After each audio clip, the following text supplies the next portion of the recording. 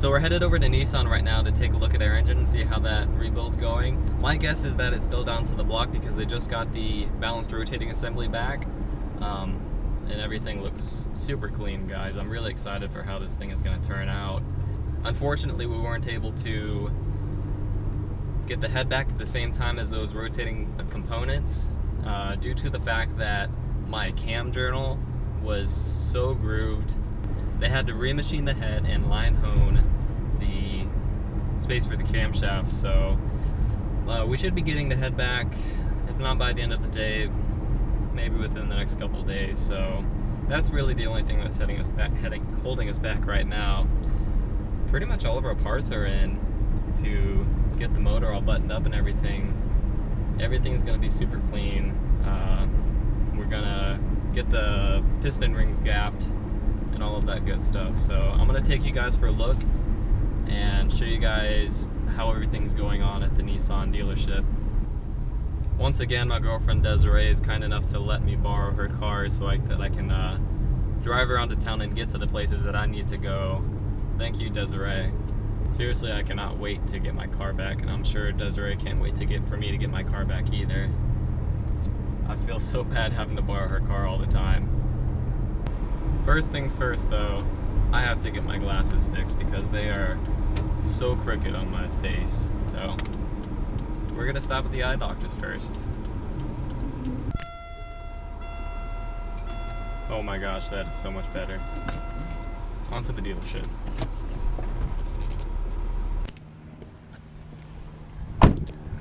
Alright guys, so we're now at the dealership. Gonna take a look at the motor inside. I think Nabil's putting the pistons and the rods together, so should be interesting to see how that's all come together.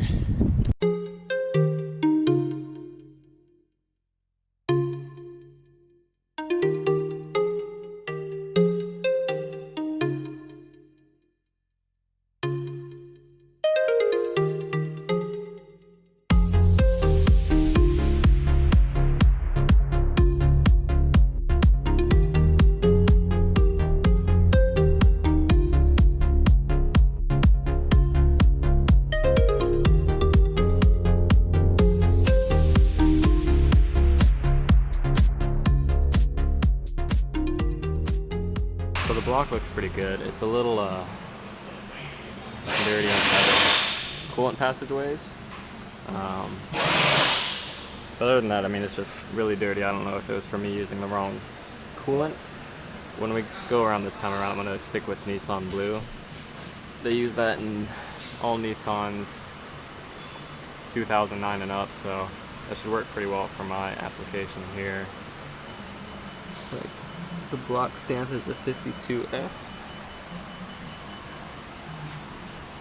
And we looked at the cylinder walls and they all look pretty good. You can still see plenty of cross hatching there, so there's no need to re-hones. Going with the standard size pistons, we were able to kind of save costs on that and not have to bore anything out or re-hone anything, so that was a big plus for me. I've never really taken a look at the bottom of this crank, but that's kind of the cool thing you can see there. You got the oil squirters all in line. Actually looks pretty clean. We got turbo here, I'll talk about that later. Manifold. These are basically all my old parts that are gonna be reused onto the motor. And then here we have our new gaskets and such.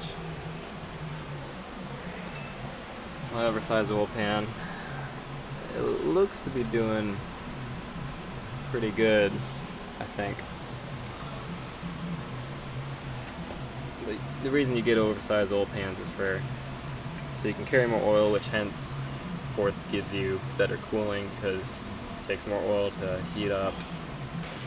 Machine crank. It looks so clean. Can you see that?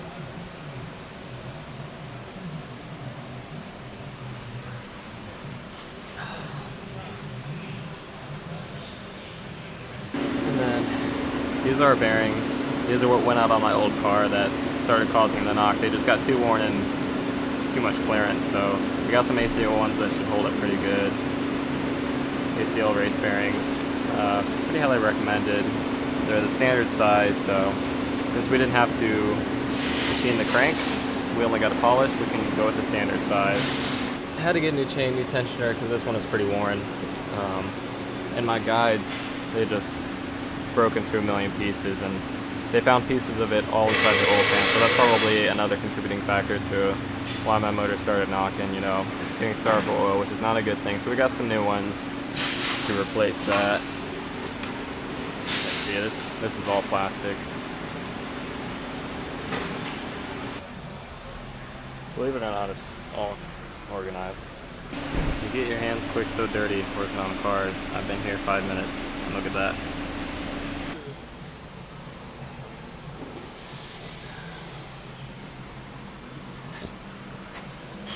So Nabil's putting these together. We've got our eagle rods and our CP pistons here. I'm not sure if he's gapped them yet, I'm sure he has. But like I said, it's slowly coming along. Slowly. We're getting there. One piece at a time. CP pistons, eagle rods. So, seriously, look at that. It's so good. So good. Alright, so I'm pretty happy with where the motor's at. They got the motion going. I'm putting that all back together, so I'm confident that they're gonna, everything's gonna go well. So that's the end to that. I would appreciate and love it if you guys stuck around to see what happens next. Now tell me, what was your first car that started it all? Let me know in the comments below. Be sure to like and subscribe if you like this video.